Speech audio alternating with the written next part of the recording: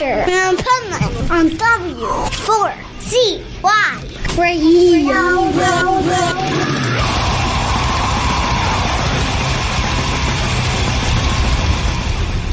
Wake up, America! It's time for the Adventures of Pipeman on W4CY.com, West Palm Beach's #1 internet radio station. Here's your host, the Pipeman.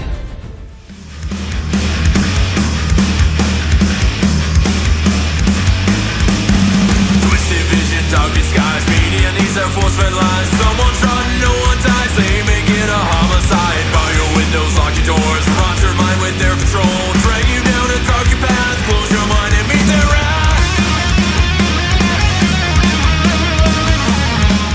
This is Pipeman here on the Adventures of Pipeman W4CY Radio, and I'm here with our next guest who has some killer music. So let's welcome to the show Murray Emery from Prisoner. How are you? I'm doing well, thank you. How are you? Doing amazing. And so tell us a little bit about Prisoner for the listeners that aren't familiar with you guys. How would you, the artist, describe you guys? Well, I'd say Prisoner is definitely your modern mix of traditional rock and roll and heavy metal with a fresh take on it, influenced by the modern era. Like, we try to take ideas and things that, you know, a lot of legacy acts started, bands like Black Sabbath, AC/DC, Megadeth, things like that, where you can always tap your toe to the music. It's riff driven, and then there's complexity, speed, and harmony to everything that we do, but in a way that is modern rather than trying to be a carbon copy of these bands.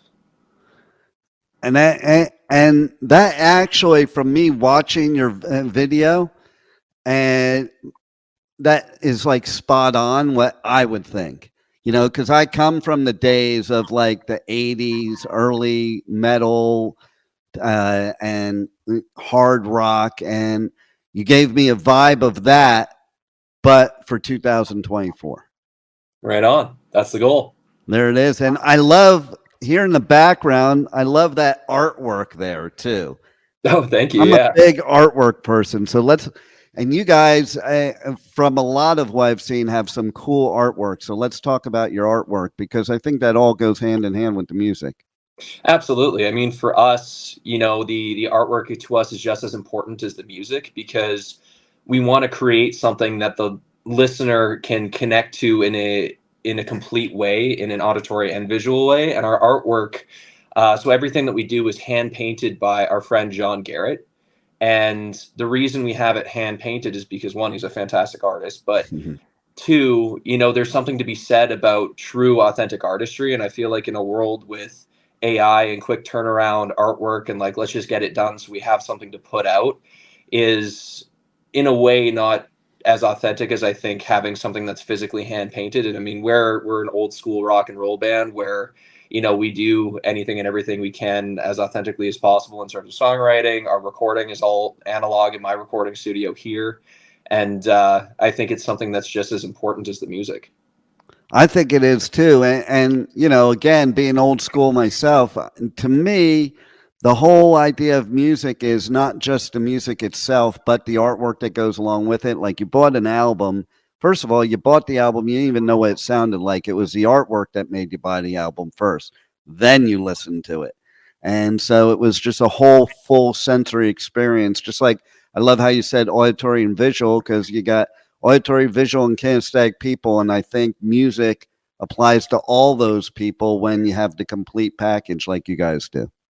Absolutely. And especially in a genre like hard rock and heavy metal, it's not necessarily just a genre that people casually listen to. It becomes your lifestyle in terms of how you dress, who you hang out with, how you decorate your house, your car, anything and everything. It really becomes a large part of your personality. And I feel like the artwork is very much a large part of that. And like you say, you know, in back in the day when people were going to record stores or even buying CDs and stuff in the early 2000s before streaming, you would go and look at a record and be enticed by the artwork, and then you'd go home and listen to it, and it was kind of a 50-50 chance. Was it the best thing in the world, or was it like, oh man, I can't believe I spent $20 on this? But you know, I think that's a part of the experience, and when you connect with an artist in that way, it's super important. And for us, this character that we have, Davey is the guy on the front of this artwork. He's a character that we've kind of created in a way that will be able to represent the band moving forward from record to record.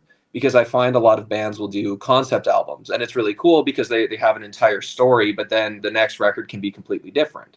Yeah. And for us musically, we're consistently changing and expanding and trying new things, but having a storyline visually where one day you could put down all of our albums in a row and you can literally see the story of this character progressing from record to record is kind of the full big idea concept that we're trying to create. So that's pretty cool. So how did you come up with this concept?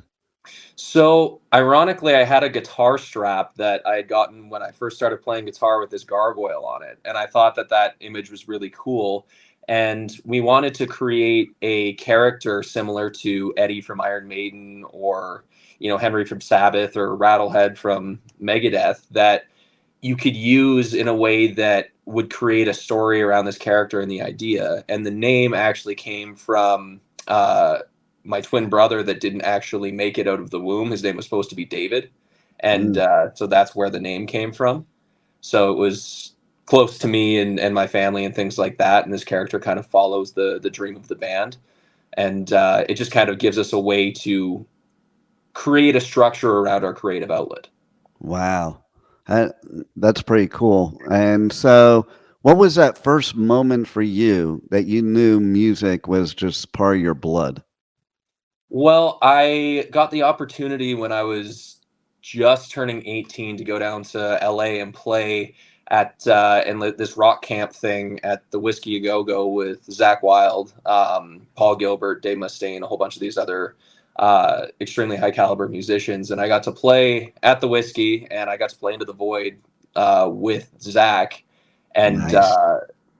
My dad came out with me and filmed the whole thing. And he was like, you could do this. And that was kind of the moment where I was like, yeah, like this is everything I would ever want. So let's go full steam ahead. I mean, I picked up a guitar pretty late. I started at about 15 and it became an obsession, but I had just been a basement guitar player. I never really played in front of anybody. I was writing music for Prisoner. Like all of the music from the first record and this EP was written previous to 2020. And just finding the right people and the right time and developing my skills as a vocalist and stuff like that all kind of just snowballed to now. But it was kind of right around then where I was like, all right, this is something that I could potentially pursue full time. And then that's where I pursued everything in audio, like my full-time job as a recording engineer. So Nice. And see, that's cool too, because not a lot of musicians are good at being sound engineers. It's like two different people. So I love that because that means you're a true artist because you know the whole craft, in my opinion. absolutely. Well, I feel like this industry is one of those things where like you can't necessarily go for a 4-year degree like a doctor or a lawyer or something like that or accounting. It's very much like spread out and you can kind of go certain avenues, whether it's management, tech, learning the science behind music and go to a place like Berkeley or Musicians Institute. So it's kind of like you need to get a full circle understanding. And especially nowadays, artists are their own content creators. They're doing anything and everything because of the way this industry has gone. So for me, I knew it was going to be difficult to be the guy that was going to play guitar for the rest of my life. So I wanted to build a career within the industry so that I could help myself in any way, shape, or form, but also always create music, whether it went somewhere or not. And I get to be a part of that community. That's brilliant. And I love how your father was the supportive factor because a lot of times, our parents are like, oh, get a real job. But your dad is actually the one that propelled you to do this. So that's cool as hell. Absolutely. Yeah. Both my parents, my mom and dad have been extremely supportive. And they were like, when I was about 18, they're like, okay, so you want to be a guitar player, but you need to understand that that's difficult. So I ended up going to a community college here in Calgary and took a broadcast system tech program to learn how to fix audio and video equipment in radio and TV stations. So I could learn the tech side. I can take apart my own gear, fix things, and at least have an intelligent conversation with someone in that side of the industry.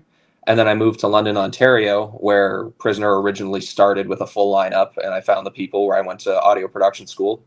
And then from there, moved to LA and had a reiterating lineup of the band, just kind of just trying to understand the industry, the scene, and how people were working, and why LA was the place to be at the time back in the day.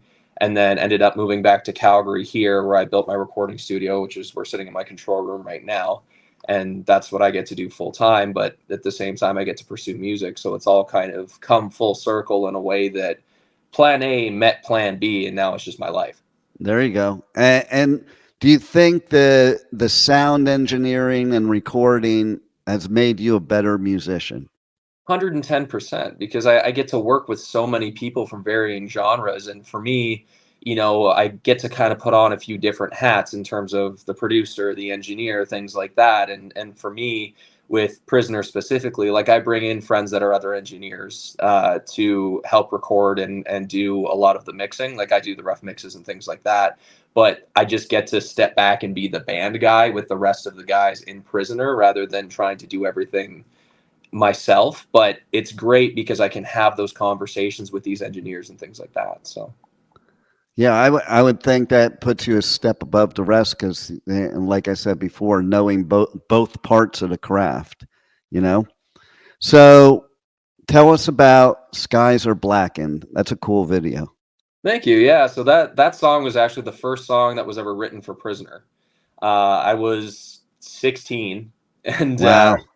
It was something that just kind of happened. And the song to me was more just kind of talking about technology, because I grew up very old school. Like everything that I like in terms of pop culture is from the 70s, 80s, things like that. And of course, music and things like that just kind of consumed who I was. But I was writing more so about technology and how the idea of, the people that are running our world and governments and people above that and whatever you want to talk about or believe in that regard, how they kind of control and manipulate people, and in a way that will benefit them. And it's more just kind of like a comment on our societal and like social constructs, because when I write lyrically, I always try to just talk about something or create a story rather than just be very blunt and straightforward, so that people can interpret it in their own way and kind of connect in a way that makes sense with their worldview.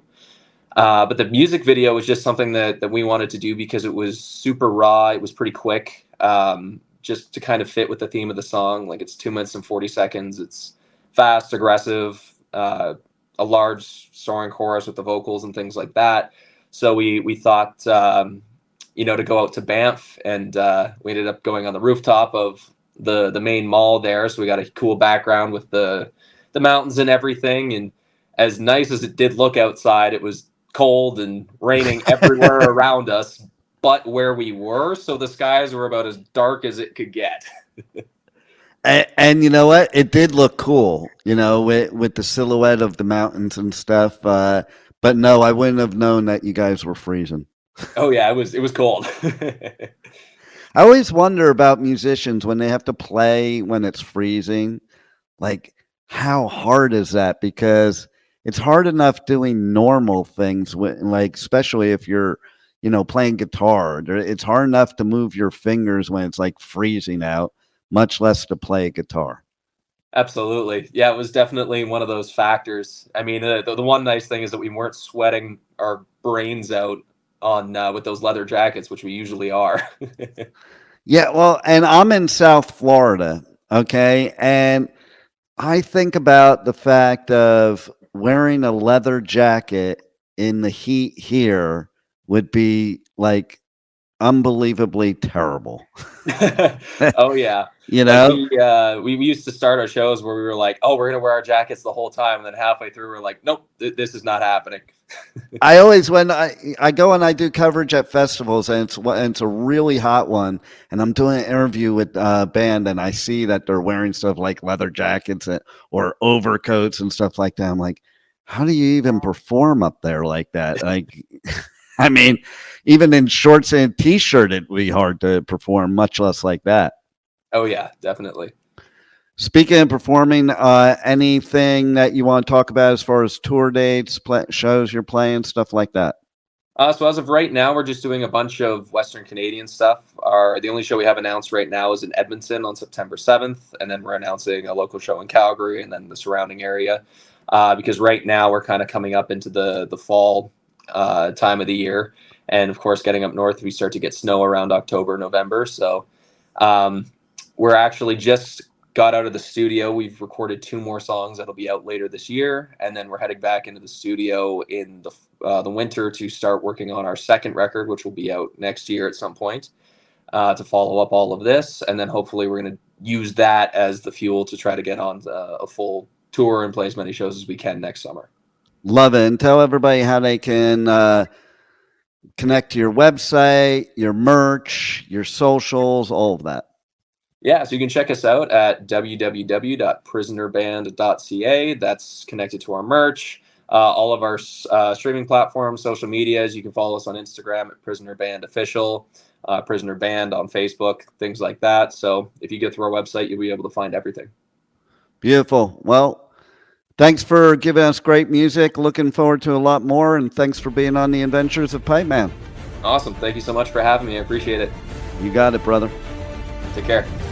Thank you for listening to the Adventures of Pipeman on W4CY Radio.